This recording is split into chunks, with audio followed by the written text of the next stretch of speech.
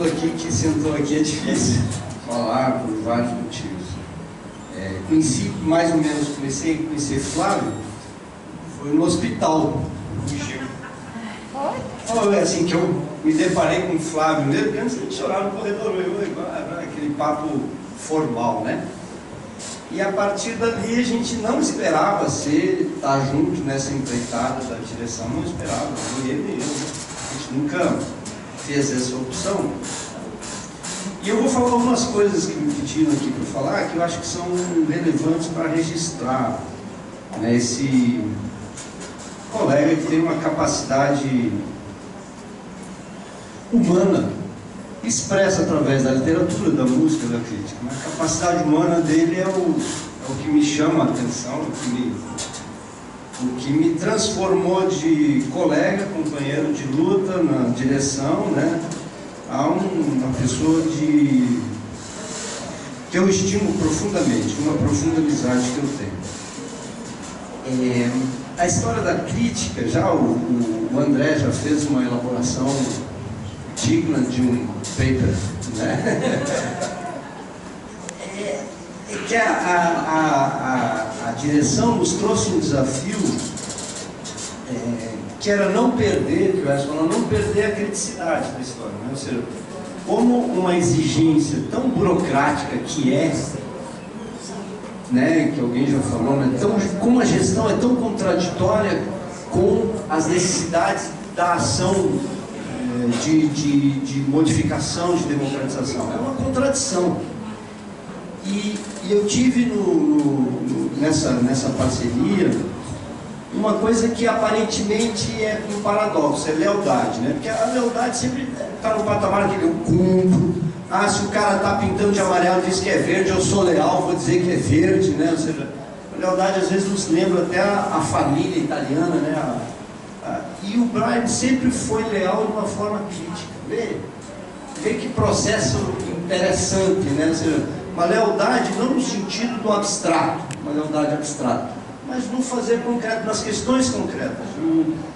O Edson mencionou a questão da pichação, ele escreveu um texto que funcionou, e o Brian tinha, o papel do Brian nessa gestão, não sei se todo mundo que foi daqui percebeu, ele conseguia expressar claramente, aprofundadamente, um projeto de enfrentar as amarras, a disponibilidade e humildade. O Brian é tão valoroso, extremamente humilde no que se propõe a fazer, e nessa humildade ele tem uma contribuição grande no desapego à questão do próprio poder, né? E ao mesmo tempo no apego no que se acredita.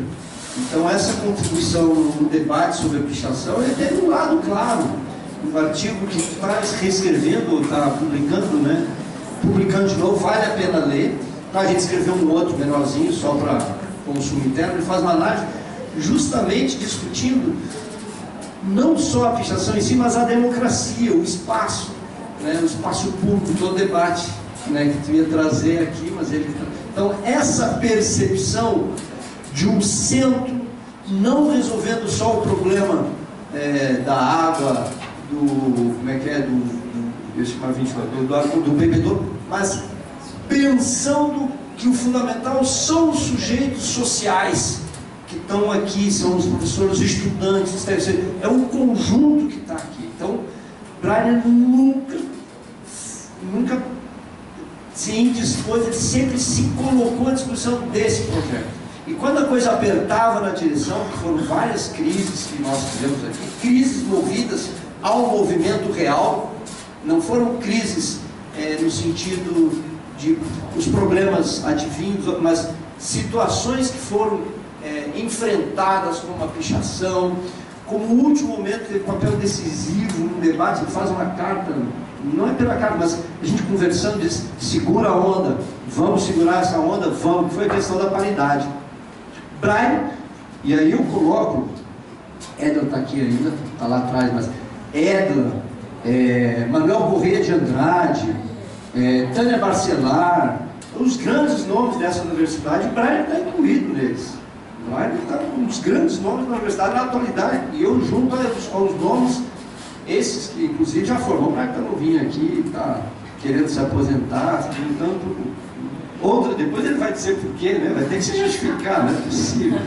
Né? Mas a gente está todo, foi uma perda, mas não vai ser perda porque ele vai estar aqui trabalhando, né? Nada disso. Então, Socorro Ferraz, ótimo ter olhado, vocês estão num nível aqui dessa universidade que está fazendo falta. Não só faz mais falta porque ele está presente. Eu nunca me esqueço, eu acho que o Brainer, todo mundo elogia a questão dele ser professor de todo mundo, e todos nós, quando ele escreve um texto, a gente lê, ou ele fala uma coisa, a gente fica atento, a gente fica bebendo, mas a gente pelo menos disfarça, né? Dizendo que a gente tenta entrar na vibe dele e aprender e produzir, né? Mas eu vou ter que dizer, eu não queria dizer, mas tenho que dizer, mas tem alguns alunos, colegas, sabe? Colegas da gente, que não fica assim. E o Brainer tem que repetir a aula umas 3, 4 vezes, né? 3, 4 vezes. Estou falando de gente importante aqui da reitoria, sabe? Um professor, assim, isso aqui que escreveu, foi isso que eu entendi. O Brainer, aquela coisa toda sem graça, né? Explicar 2, 3 vezes. Eu fico sem graça às vezes, né? Claro que a gente também padece desse mesmo mal, às vezes a gente não entende, mas a gente pelo menos tenta fazer um esforço, sei lá, tem uma diferença. Então o Brainer é um intelectual de intervenção fundamental dentro dessa universidade. E veja que interessante, que eu queria chamar a atenção. Ele não, no plano do conteúdo, na plano da forma não, esse figura humana, um coração tremendo, pode fazer um monte de sacanagem, eu não fiz nenhuma, pelo menos até agora não fiz nenhuma. Mas pode fazer, eu não queria dar essa dica para uns mal intencionados. Pode fazer um monte de sacanagem com ele. Se você vier voltar a falar com ele, ele vai achar que você é um coração de perdão extremamente grande, né? Eu aprendi muito com ele. Isso eu não quero aprender dele não, mas a gente aprende, né? Fantástico, não tem pecador para falar. Ele não acredita nisso, então mesmo é que não tem pecador. E ele tem uma intervenção na universidade nos últimos anos que ele foi convidado, veja que interessante, a universidade caminhando numa lógica tecnocrática. Isso ele está dizendo, a gente está vendo. Uma lógica, pior que não é só lá fora, né? É lá no Cine e aqui no Centro de Educação, né? O pior é o conjunto de resolver as coisas burocraticamente que está acontecendo. Resolve-se, né? E Brainer é chamado, ouvido, claro, desprezado porque mexe, porque no grupo de apoio planejamento estratégico dessa universidade, Brainer é a figura, uma das mais referenciadas. Acho que Socorro fez uma palestra, né, por pedido do Brainer, senão não me entendo, mas ele, no cotidiano desse grupo, teve enfrentamentos, né, necessários, foi dado criticando a lógica elitista da meritocracia, da tecnocracia que assume o lugar da política. Então, Brainer, nesses últimos momentos, na direção do centro, e aí não foi porque ele era direção, acho que isso ajudou, né, coincidiu, sendo diretor chama, né, porque o pessoal gosta do cargo, né, mas ele, como contribuição, como intelectual crítico, teve uma contribuição, infelizmente não aproveitada, não pela não qualidade, obviamente, mas pelas posições que vêm se assomando, talvez um dos elementos, e ele pode expressar melhor, da sua precoce aposentadoria, né, que vem se assomando, essa perda que o próprio André falou, né, do intelectual, daquele que está preocupado, não é se vai fazer um paper para isso ou para aquilo, mas que está preocupado em pensar a universidade, pensar a formação, pensar a sociedade, né, como o Edna falou, né, tá pensando. E não é um pensamento abstrato, ele pode ter um nível de abstração alto, um nível de elaboração teórica, né, erudição alta, mas é extremamente palpável, extremamente necessário. A última eu vi, passei pela sala dele, que ele estava falando, quando eu fui pegar o guarda-chuva lá, estava na chuva lá com o Rodrigo, essa expressão, não sei se vai falar, mas eu acho fantástica essa experiência da alfabetização da música, né? E toda essa, ou seja, com essa humildade, com essa necessária diálogo com a realidade. Bem, eu falo muito, mas acho que ficou claro o papel do Brainer na direção do centro, nas contradições, na questão da democracia, ver o Brainer colocando a importância do estudante que está chegando, que não tem, como eu não tenho, como a maioria das pessoas aqui não tem ou outra pessoa, a história do Braille. O Braille coloca essa história dele junto em diálogo, no pé de igualdade, não como uma coisa artificial, mas prática do debate para construir, por exemplo, a paridade aqui no Centro de Educação na Universidade. Essa disponibilidade é fantástica. Enfim, para contar um caso final, além daquele de professor do nosso pessoal do nosso reitor, eu queria dizer o seguinte: o Braille não está deixando, não, ele está candidato, ele resolveu essa verba política, ele está candidato para o nosso sindicato. Olha que bacana, a gente pensou que vai sair.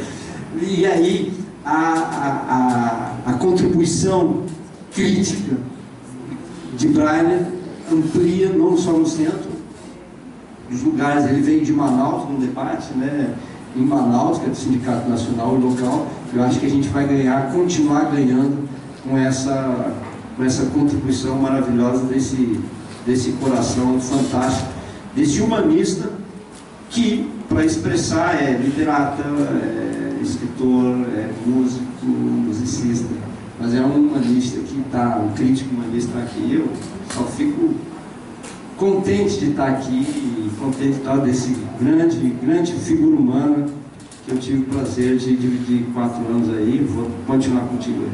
Obrigado.